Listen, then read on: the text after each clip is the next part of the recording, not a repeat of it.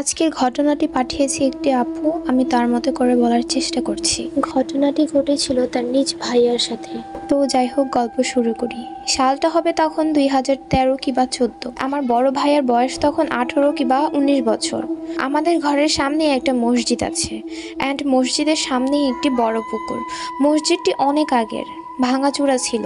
2013-তে আবার মসজিদটি নতুন করে নির্মাণের কাজ শুরু করা হয়। তখন প্রায় কাজ শেষের দিকে।